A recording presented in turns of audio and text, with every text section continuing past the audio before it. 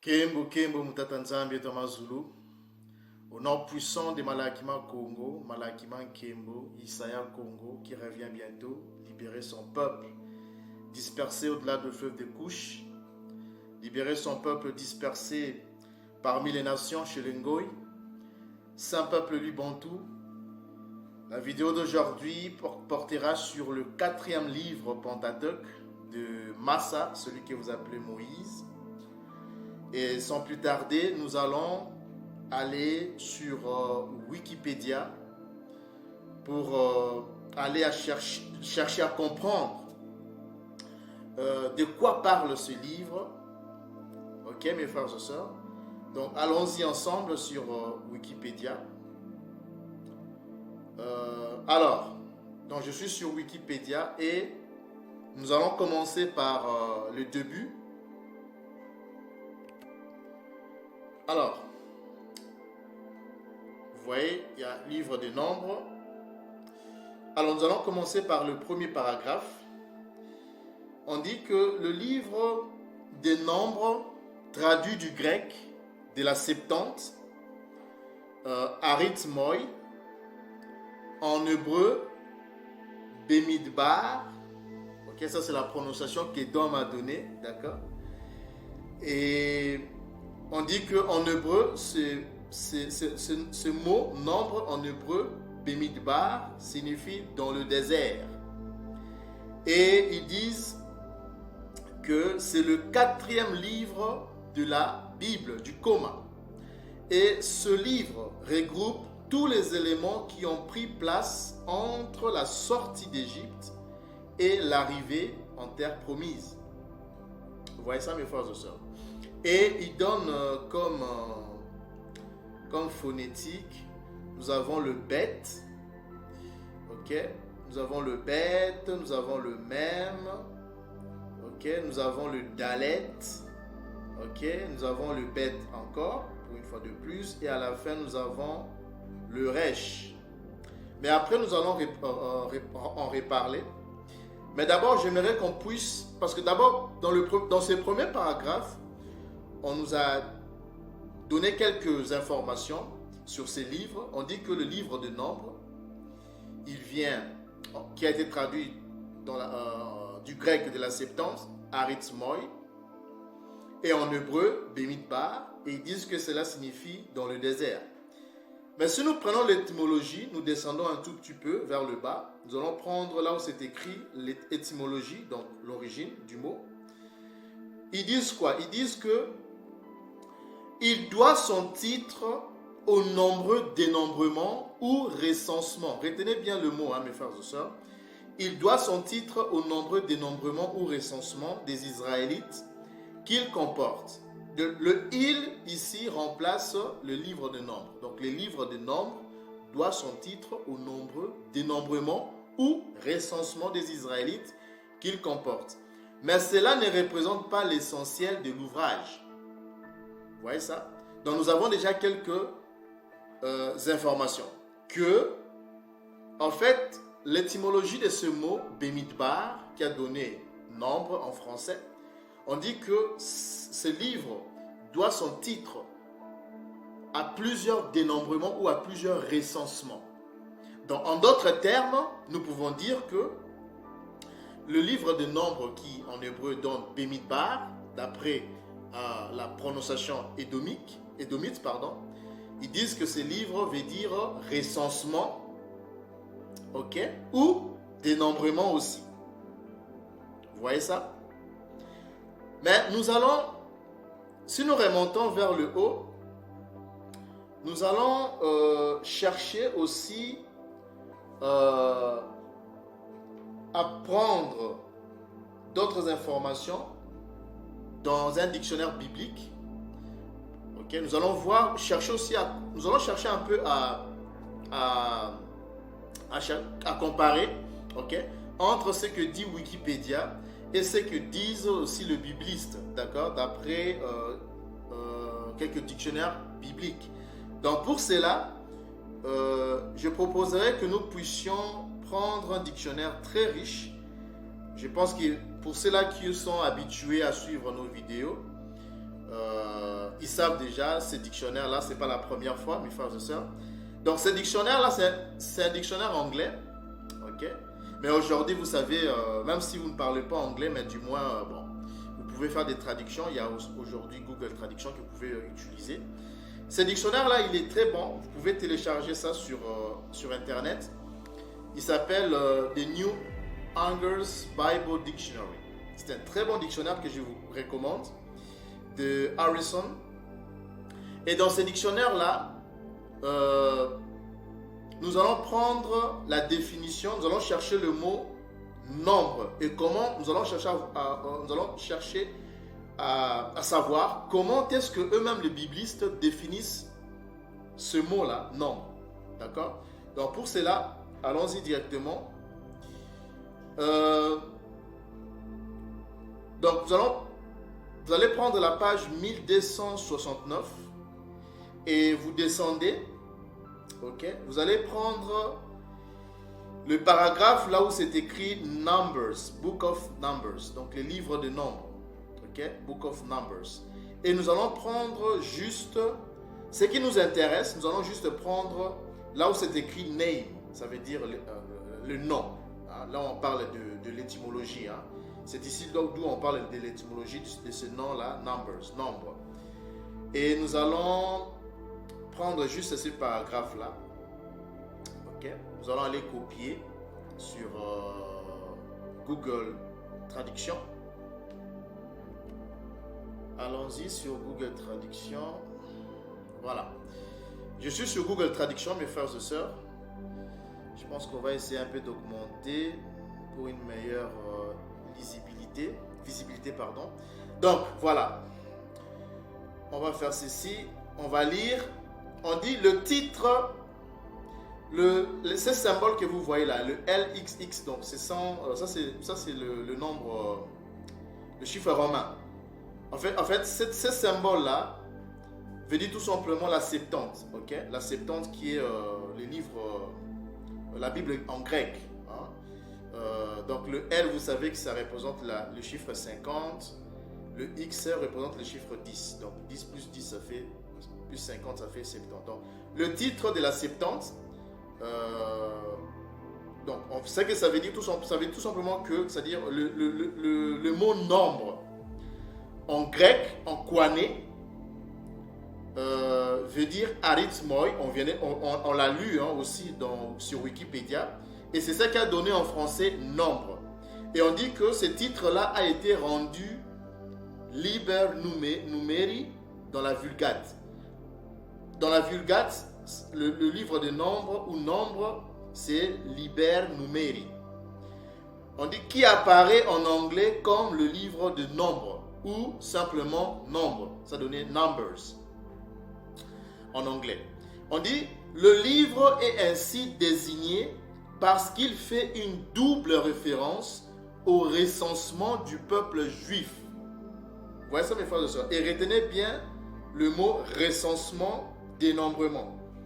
Ok? On dit que ce livre-là est ainsi désigné parce qu'il fait une double référence au recensement du peuple juif. Et on donne des références, lire le livre des Nombres, du chapitre 1er jusqu'au chapitre 3, et aussi au chapitre 26. C'est là où on parle de différents recensements ou dénombrements du peuple juif. Ok? Et c'est de ces deux grands recensements d'où ils ont puisé, ou d'où le mot nombre a été extrait. Vous voyez ça, mes frères et sœurs? Donc, ça rejoint Wikipédia. Ok? Donc, dans Wikipédia, nous avons vu qu'on nous a dit que cela vient, le mot nombre vient de l'hébreu Bemidbar, qui a donné dans le désert. Mais eux ici, d'après le bibliste, ils disent que ce mot-là, nombre, est désigné parce qu'il fait une double référence au recensement du peuple juif, ok, ou dénombrement. C'est presque des mots, ce sont des mots synonymes, mes frères et sœurs. Donc, maintenant, ce que nous allons faire, nous allons retourner sur Wikipédia parce que nous venons de comprendre que et Wikipédia et les dictionnaires bibliques ont dit la même chose, que ces livres-là fait référence aux deux grands recensements du peuple juif ou des Hébreux israélites de la Bible. Alors, si nous retournons sur Wikipédia, mes frères et sœurs, nous allons maintenant nous focaliser sur la phonétique. D'accord? Focalisons-nous sur la phonétique. On nous donne comme phonétique, nous avons d'abord le bet.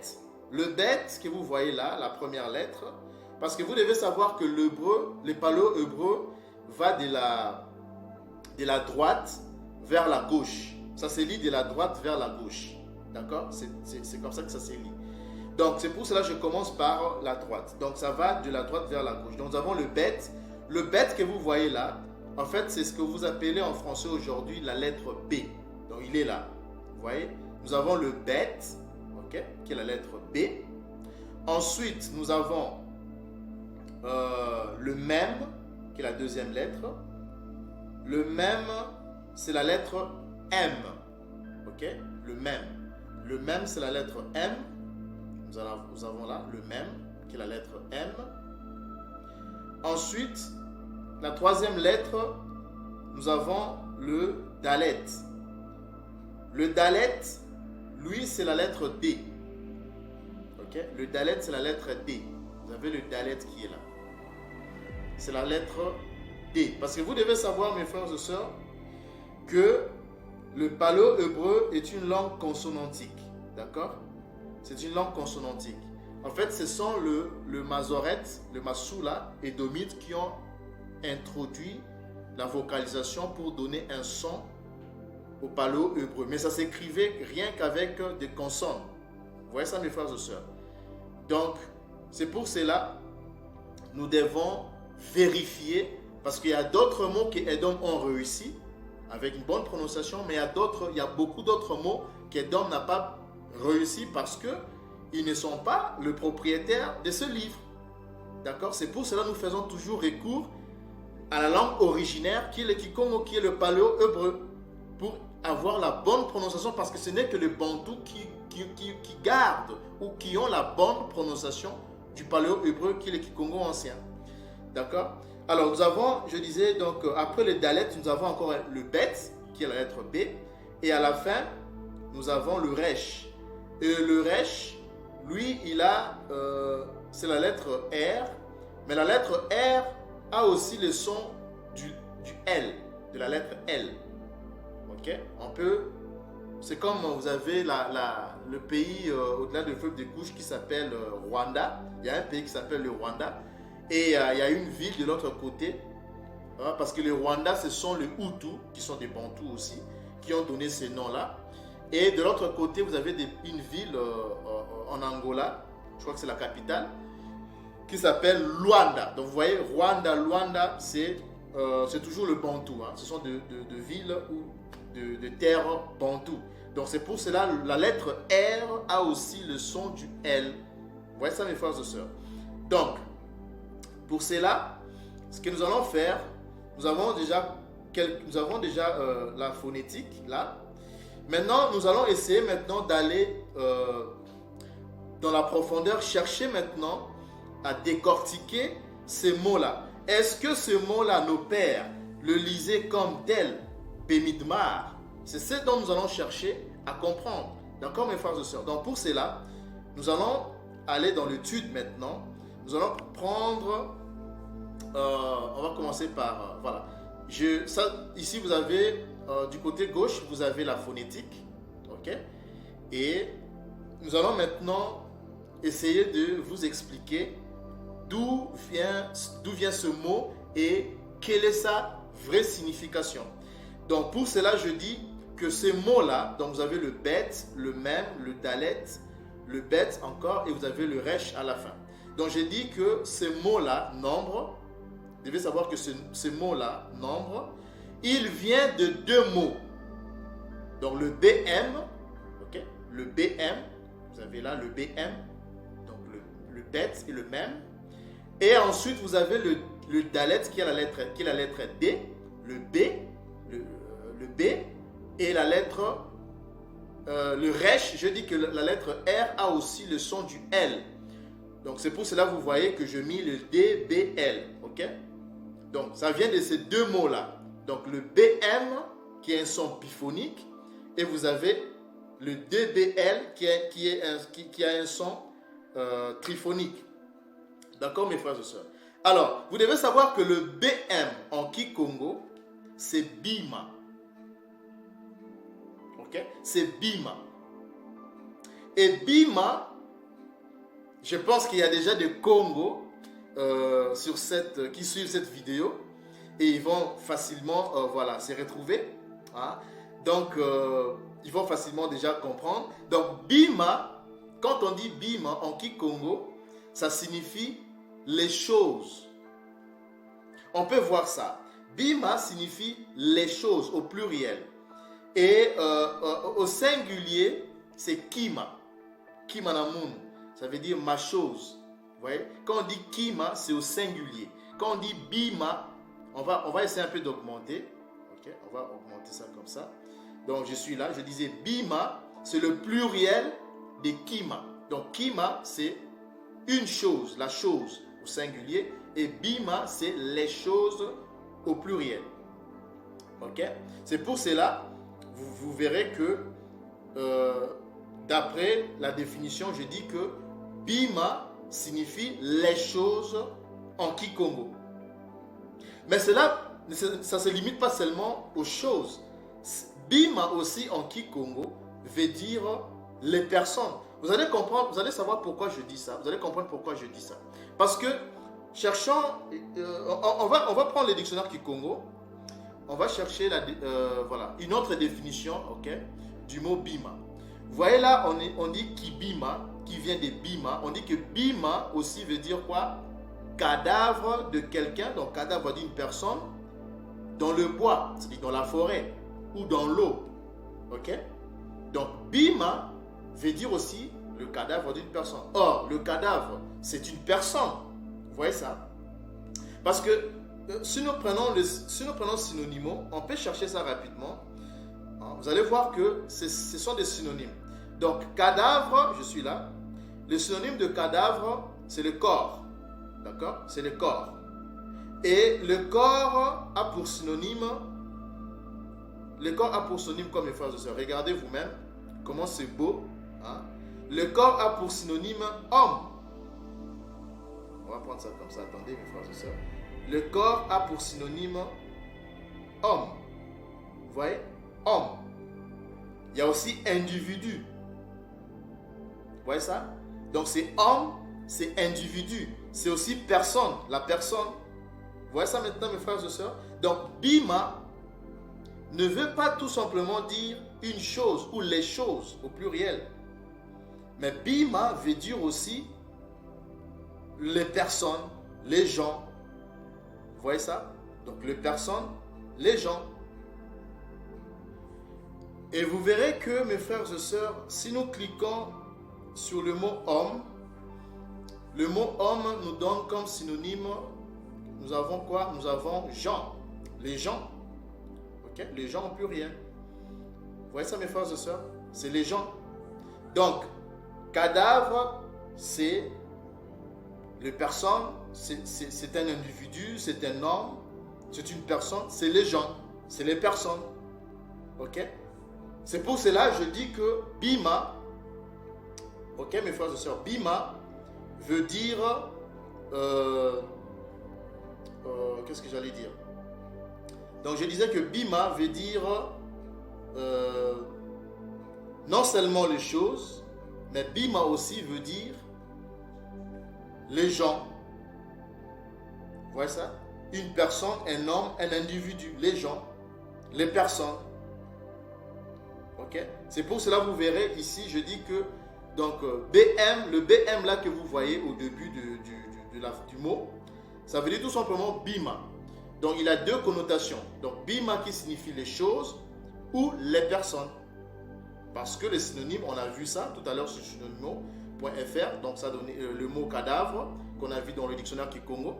Parce que Bima aussi signifie cadavre, qui a donné le corps. Et le corps a pour synonyme personne, homme.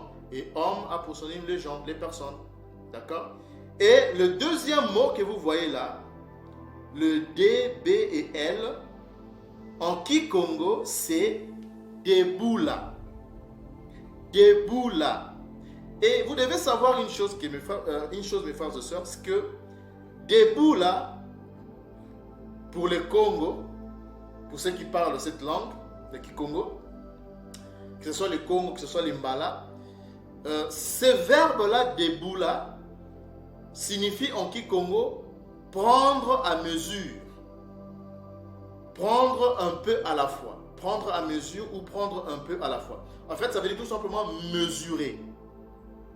Or, le synonyme de mesurer, c'est compter, c'est dénombrer, c'est prendre, c'est recenser. Souvenez-vous, on a vu sur Wikipédia, tout comme dans le dictionnaire biblique, que le titre du livre de Nombres, on dit que il tire son origine de deux grands recensements qu'on retrouve dans le livre de Nombres, du chapitre 1er au chapitre 3 et aussi au chapitre 26.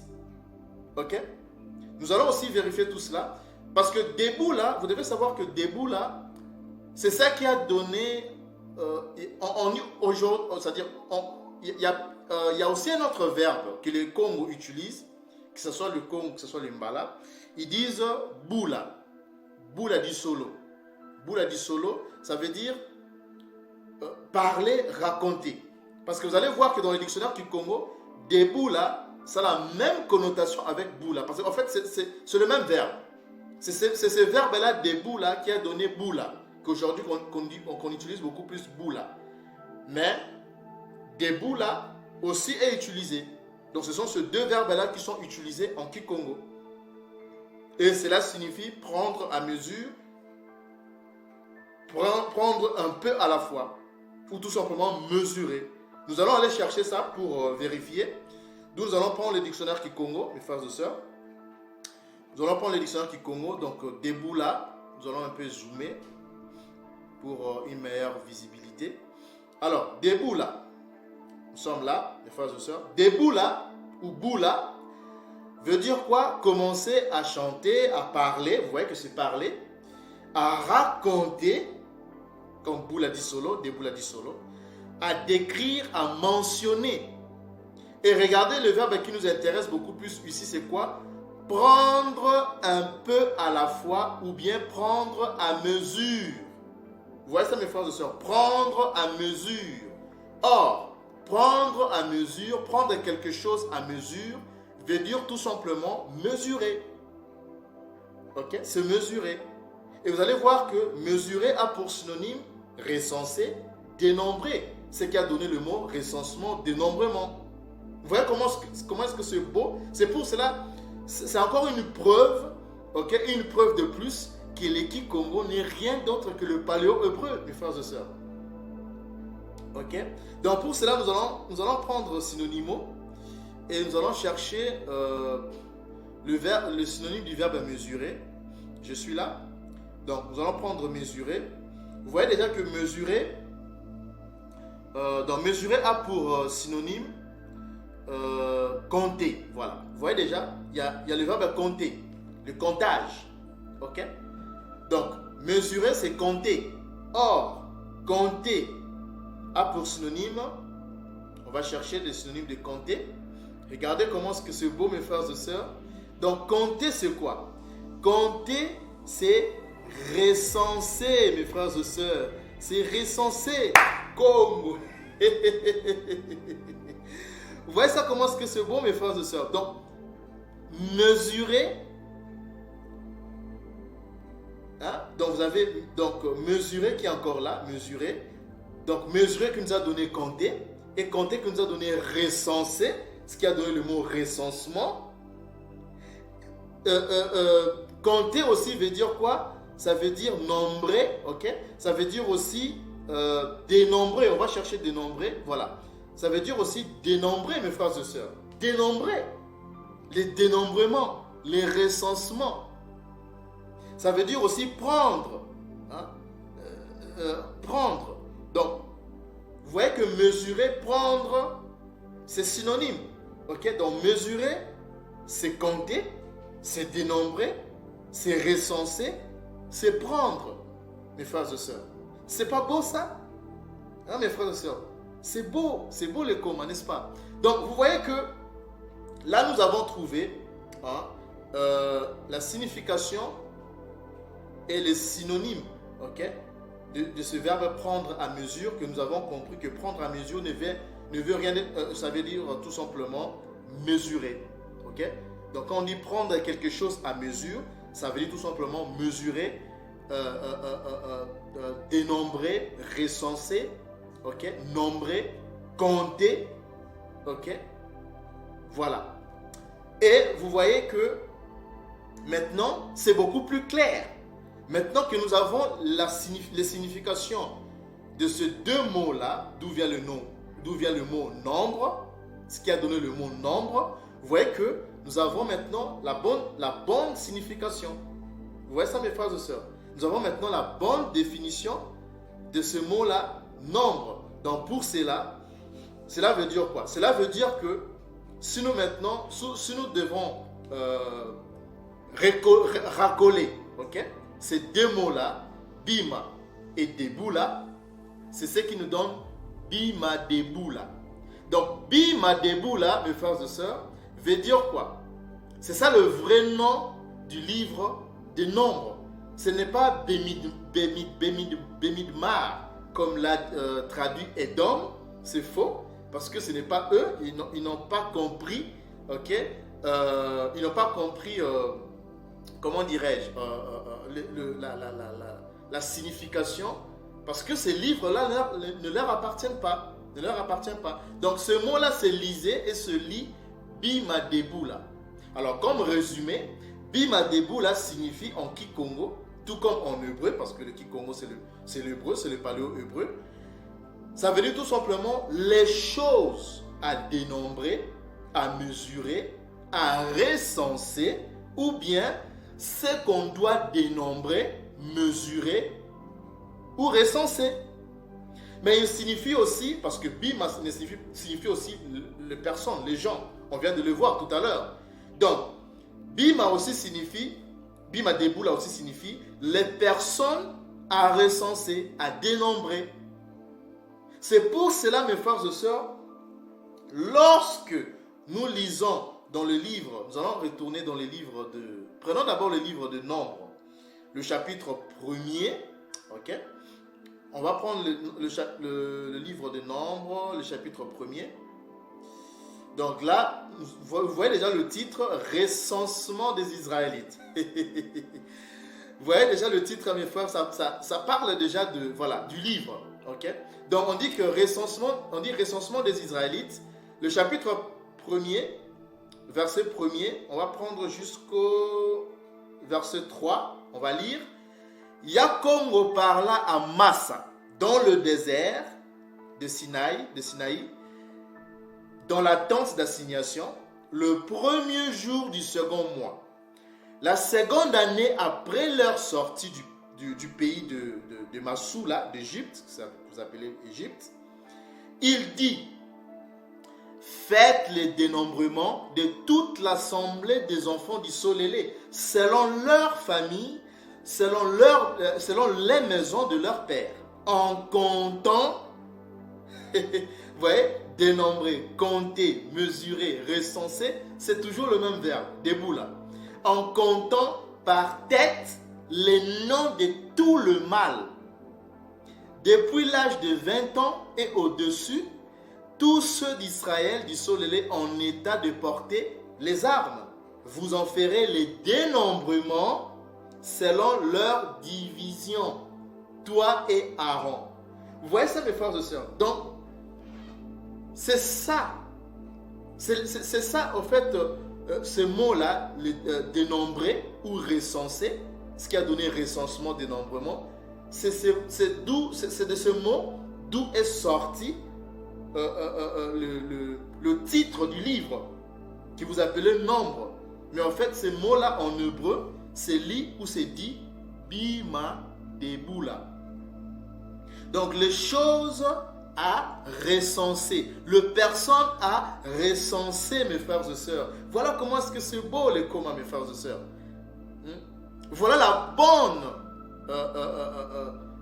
c'est-à-dire le vrai nom du livre de Nombres, mes frères et sœurs, que nous vous révélons aujourd'hui. Vous voyez ça, mes frères et sœurs? Nous allons prendre une autre écriture, parce que, souvenez-vous, on a vu ça dans le dictionnaire biblique. On nous a donné deux références, pardon.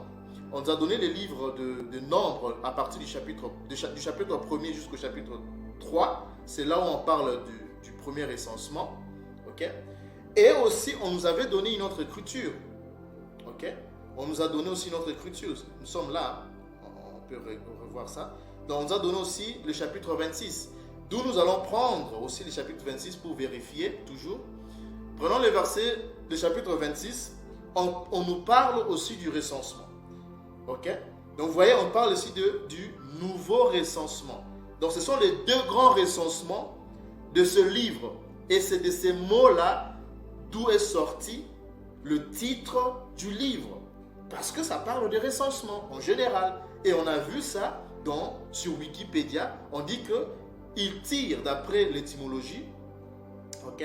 D'après l'étymologie, on a dit que le livre des Nombres, il doit son titre au nombre dénombrement ou recensement des Israélites, mes frères et sœurs. Et c'est ce que nous sommes en train de lire. Donc le nouveau recensement, au chapitre 26, on dit qu'à la suite, on va prendre ça comme ceci, on dit à la suite de cette plaie, Yakongo parla à Massa, qui vous appelez Moïse, et à Éléazar, fils du sacrificateur Aaron. Verset 2.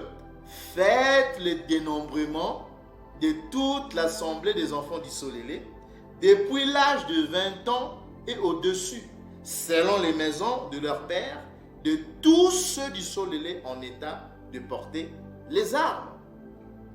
Vous voyez ça, mes frères et sœurs? Donc, on a compris maintenant que le livre de Nombres tire son origine ou tire son titre à partir de ces deux grands recensements ou de ces recensements ou dénombrements des enfants d'Israël. D'où vient le mot Bima Deboula que nous avons trouvé. C'est ça la bonne, le nom véritable de ce livre.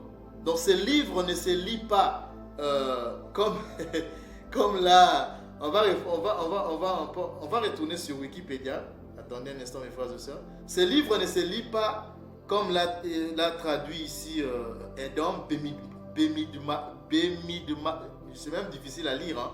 C'est Bemidbar. Et ils disent qu'il est dans le désert. Non, ce n'est pas ça. Ce qui prouve que, voilà, ils ne sont pas les détenteurs du livre. Ils ne sont pas... c'est-à-dire, c'est quelque chose qu'ils ont volé. Hein, voilà. Vous voyez, quand vous volez quelque chose, voilà, vous allez faire des conneries. Hein. Voilà. On va facilement vous rattraper. Ok? On peut facilement vous rattraper. Parce que ce n'est pas le vôtre. Ok? Donc, ce mot-là se lisait ou se lit Bimadeboula, qui veut dire les choses à recenser, ou c'est ce qu'on doit recenser, ou ce qu'on doit mesurer, ce qu'on doit dénombrer, ou les choses à recenser. Ça veut dire aussi les personnes, ok? Parce qu'on a vu que Bima, c'est aussi les personnes, les gens, ok? Donc Bimadeboula aussi veut dire les personnes à recenser ou les personnes à dénombrer. Vous voyez comment maintenant c'est beau et c'est beaucoup plus clair maintenant, mes frères et sœurs. Donc voilà la révélation d'aujourd'hui sur le nom véritable du 4e livre du Pentateuque de Massa. Hein, le livre de Nombres, Bima, qui se lisait ou qui se lit Bimadeboula. Ok? Alors, maintenant ce que nous allons faire, mes frères et sœurs, nous allons retourner sur le dictionnaire Kikongo, parce que vous devez savoir que Deboula, je dis que ça veut dire mesurer, prendre quelque chose à mesure, mais ça veut dire aussi parler. Parce que c'est ce verbe-là qui a donné aussi le verbe bula, kubula di solo. Hein? Donc, raconter, parler une histoire, raconter une histoire. Donc, c'est aussi parler. Ok? Debula veut dire aussi parler. Et vous allez comprendre pourquoi. Parce que ici, ce que vous devez comprendre, savoir, mes frères et sœurs, c'est que ce livre parle du recensement, du dénombrement des enfants d'Issolélé dans le désert, lors de leur sortie, lors d'une Tsemo. On a déjà révélé le nom véritable du livre d'Exode. Lors d'une Tsemo, ils se retrouvent dans le désert et Moïse va faire les recensements du peuple. Vous voyez?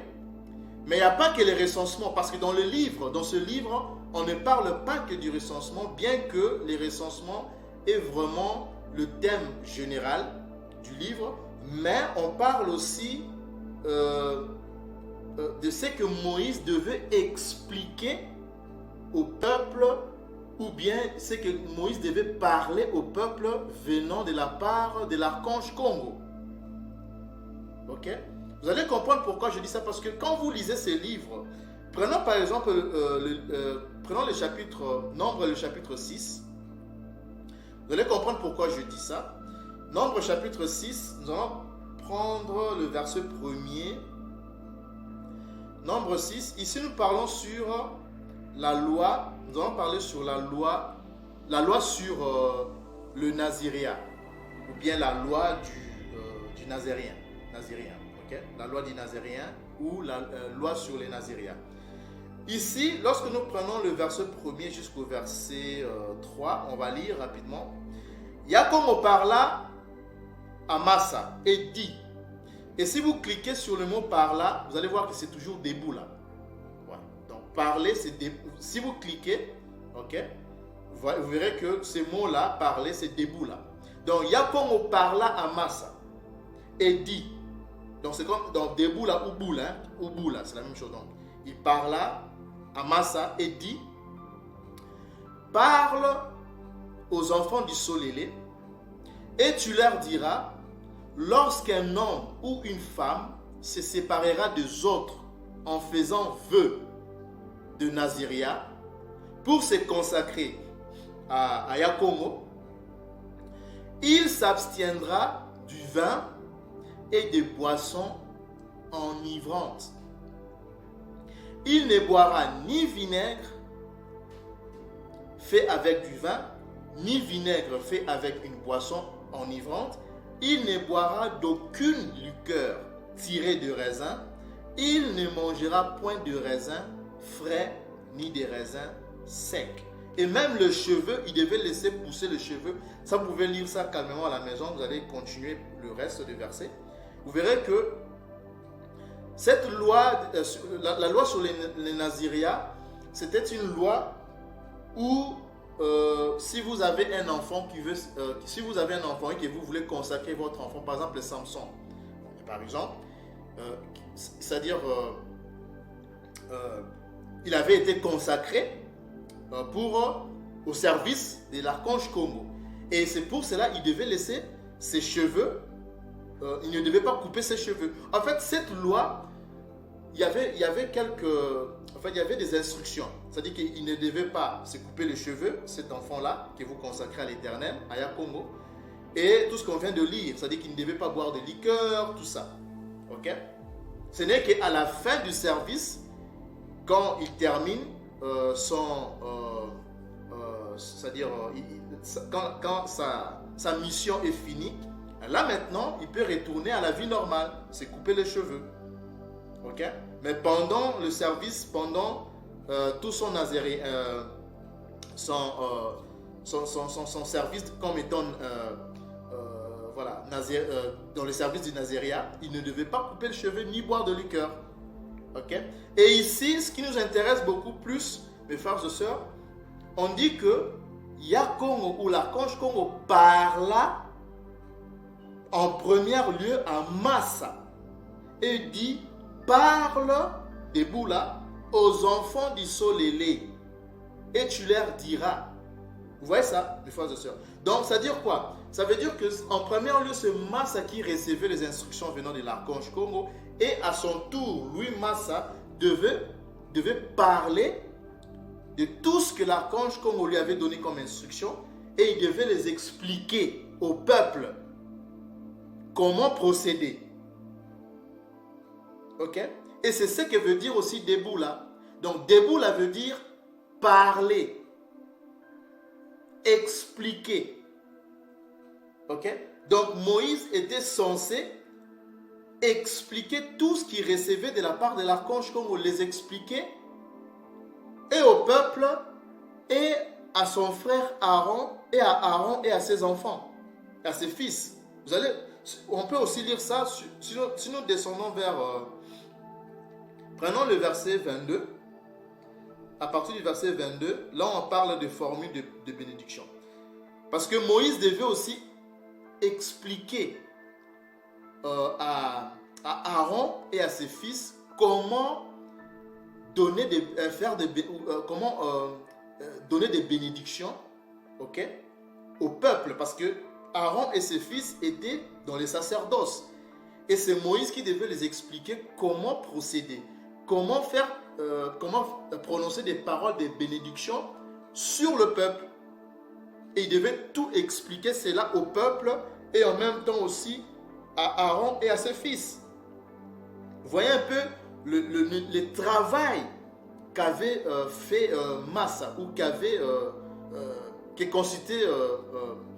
c'est-à-dire le travail que Massa avait la responsabilité en fait qu'il avait, ou le travail qu'il avait face à son peuple élu bantou. Voici ça mes frères et sœurs. Donc si nous lisons, on dit que l'archange Congo parla à Massa et dit: parle à Lona, parce que son nom n'était pas Aaron, c'était Lona. Parle à Lona et à ses fils et dit: vous bénirez ainsi les enfants du Solélé, vous leur direz. Vous voyez que c'est Moïse qui devait expliquer à Aaron et à ses fils comment prononcer le parole des bénédictions au peuple. Ok? Donc, la formule de bénédiction est la suivante. Au verset 24, on dit que l'archange Congo te bénisse. C'est comme ça qu'Aaron et ses fils devaient prononcer, agir, ou devaient exécuter comme instruction venant de Moïse. Okay? Donc, que l'archange Congo te bénisse et qu'il te garde. Que l'archange Congo fasse luire sa face sur toi et qu'il t'accorde sa grâce. Que l'archange Congo tourne, ou que Yakongo tourne sa face vers toi et qu'il te donne la paix. C'est ainsi qu'ils mettront mon nom sur les enfants du Solélé et je les bénirai. Vous voyez la formule de bénédiction? Et tout ça, c'était Moïse qui devait expliquer, parler Deboula à son peuple élu bantou et aussi à son frère Aaron et aux enfants d'Aaron, aux fils d'Aaron. Vous voyez ça? Et même si nous prenons le chapitre 8, Nombre, le chapitre 8, à partir du verset 1er jusqu'au verset 3, on dit, ici maintenant on parle de l'arrangement, l'arrangement des lampes sur les devants du chandelier. Ok? Donc ce n'était pas de n'importe comment. C'est-à-dire que Moïse devait expliquer cela aussi à Aaron, où placer les lampes. Les lampes étaient censées être sur les devants des chandeliers. Et Moïse devait expliquer, parler de ça à Aaron et à ses fils. C'est pour cela quand vous lisez, on dit, Yakongo parla à Moïse et dit, parle à Aaron. Donc Deboula, tu dois l'expliquer à lui, à ton frère. Tu lui diras, lorsque tu placeras les lampes sur les chandeliers, les 7 lampes devront éclairer en face. Aaron fit ainsi, donc Lona fit ainsi.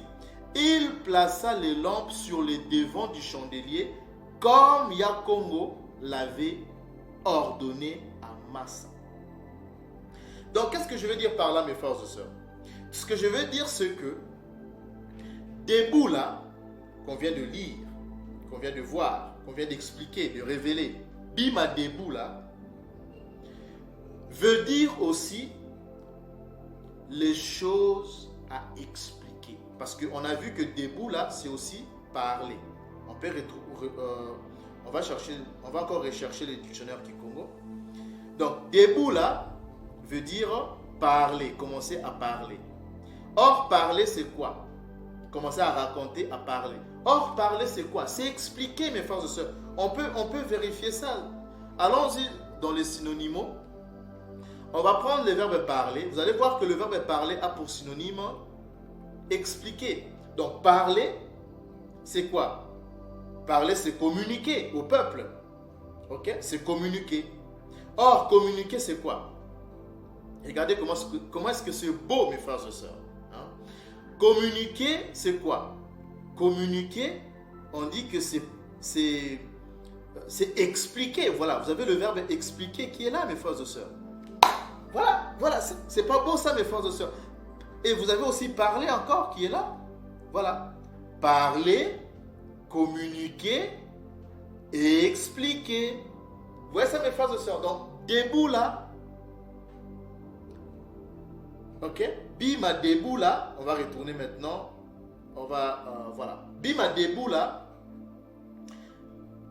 À l'exception, c'est-à-dire à part les définitions que nous avions données précédemment, nous avions dit que bima debout là signifie les choses à recenser, ou bien ce qu'on doit recenser, ou ce qu'on doit dénombrer. Mais ça veut dire aussi les personnes à recenser ou à dénombrer.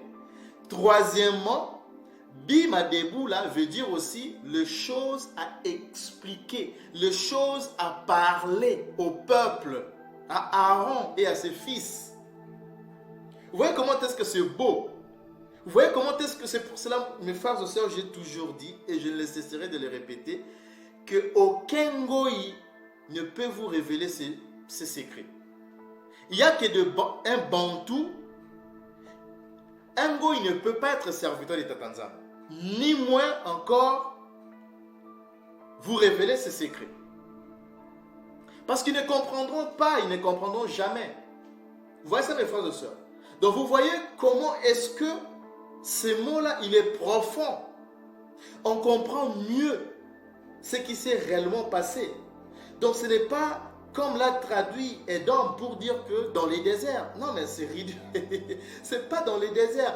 Bima debout là, ça veut dire les choses à recenser, ce qu'on doit recenser, les personnes à recenser, ou les choses à expliquer, ce qu'on doit expliquer au peuple. Vous voyez ça, mes frères et sœurs? C'est pas beau ça? C'est pas beau ça, mes frères et sœurs? Donc voilà la grande révélation d'aujourd'hui, mes frères et sœurs, sur le nom véritable du livre des Nombres, c'est Bima Deboula. On peut aussi dire Bima Boula. Ok, Bima Boula, mais c'est Bima Deboula. Le nom véritable, c'est Bima Deboula. Vous voyez ça, mes frères et sœurs? Donc, voilà la grande révélation d'aujourd'hui. Alors, Beluka au Saint-Peuple Bantou, de partout vous nous avez suivis. Revenons à la loi de l'archange Congo, selon Deutéronome, le chapitre 30, le verset 1er jusqu'au verset 11, pour notre restauration, mes frères et sœurs. Car elle n'a pas été abolie, la loi. Malaki, ce que vous appelez Malachi, le chapitre 4, ça vous pouvez lire à la maison.